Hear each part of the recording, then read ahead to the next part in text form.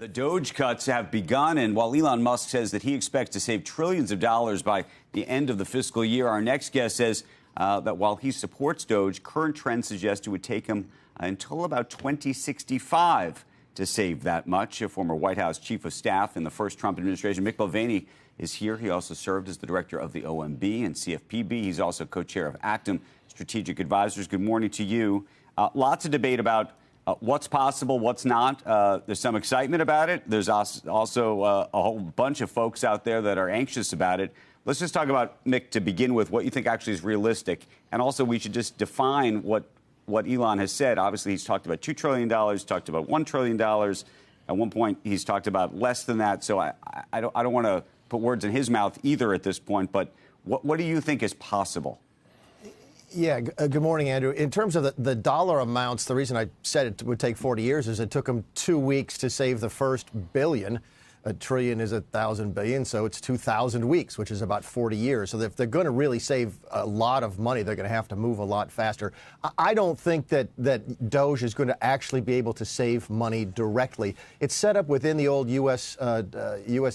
digital services within OMB, and they don't have the authority to actually spend less. What they've got the ability to do is what you've seen here in the first 2.5 weeks, which is shine the light on where the waste, fraud, and abuse is. Then I think it's going to be up to other people to step in and fix it. So I think it does serve a role, but it won't be direct. Well, that's what I wanted to ask you about, because that's where the anxiety appears to be, right? Look, I would think it would be very good to shine a light on all of this. And the good news is he has gone to the places where you would find out exactly what's going on. I think a lot of people are surprised that he's inside of these things. The question is it a, quote, read-only situation, meaning he's in there and he can expose potentially, payments that shouldn't be made or questionable payments or things of that sort? Or is he able to actually, as he likes to say, quote, delete? And, whether he has unilateral ability to do that. Just yesterday, obviously, there's a lot of conjecture about subscriptions to things like Politico and other things, or Politico Pro, I should say, and other things, and whether those payments should be made or exactly the kinds of payments that USAID is making. Is your view that, A, he's doing things he either shouldn't be doing, but the second piece is this idea that Congress appropriates a certain amount of money and says, go do this. Do you believe the president, this is a constitutional question to some degree, can actually come in and say, we don't really need to spend all that money on that? Yeah, 3 or 4 really, really good questions. Let's take that last one first, because that's probably the most interesting, because it is a constitutional question. That's what a lot of this is about, Andrew. That's what all of this is sort of building up to. It's the question of impoundment, and it goes back 100 years to where if Congress says, let's spend $100, does that mean the president has to spend $100 or cannot spend more than $100? Now, in 1974, in the Budget and Impoundment Control Act, Congress said, look, if we spend $100, say you have to spend $100, then you must spend $100. Presidents have chafed under that forever, especially Republican presidents. There's a lot of Republicans, including those in the building behind me, who don't think that's constitutional and that a president should be able to say, you know what, if Congress told me to spend $100, but 4 or 5 of that is on stuff I really don't like. It's on DEI stuff. It's on Politico Pro subscriptions. Then I have the ability as the executive to say, no, we are not going to spend that. That's the big battle here. DOGE is a fascinating conversation. There's no question about it. The stuff at USAID is a fascinating question. But at the end of the day, this is the big fight between the building behind me and the building down the street.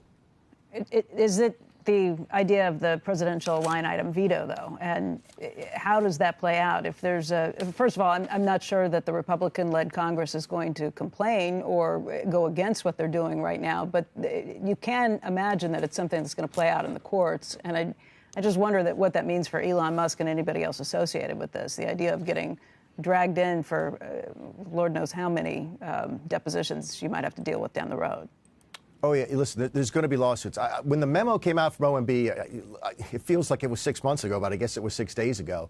On the funding pause, there was a lot of us, myself included, who thought this was the first chess move. This was the first move that said, you know what we want is we want to get sued. I'm talking now about the Trump administration, because what we want to do is get sued in 5 or 6 different circuits so that we can have a difference in the courts of appeals on impoundment so that we can get to the Supreme Court. That's where I think this is headed. Again, you can have fascinating conversations about DOGE. I remember sitting at CFPB, Becky, a couple years back, asking a question. Look, nobody's coming to work today.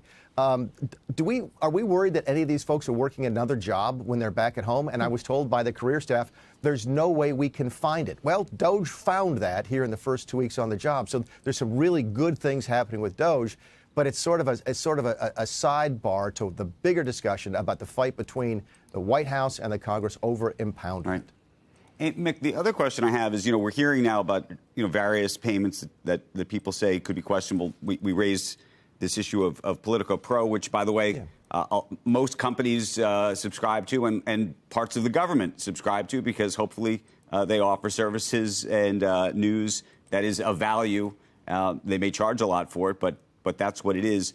How do you think the public should think about some of these things that we're learning about? I mean, the other pieces we're hearing about USAID and, Joe, we were making a joke earlier about, payments to Sesame Street, to do a Sesame Street in Iraq, and how we're supposed to think about that. I know that, there's some Republicans that like that or have liked that agency because they compared it to what, China does with, the Belt and Road Initiative in terms of just influence around the world in certain places. Yeah, soft power is real. There's no question about it. And what I keep trying to remind people of, $1 billion is a lot of money.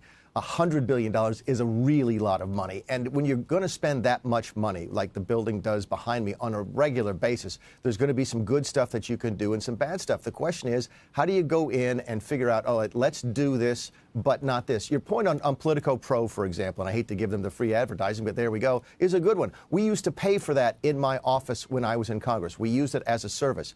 USAID was giving them $8 million a year, apparently, according to the information that came out here in the last couple of days. You have to wonder, is that for subscriptions or is there something more to that? This is a debate we've never had. This is the stuff that sort of exists in the background.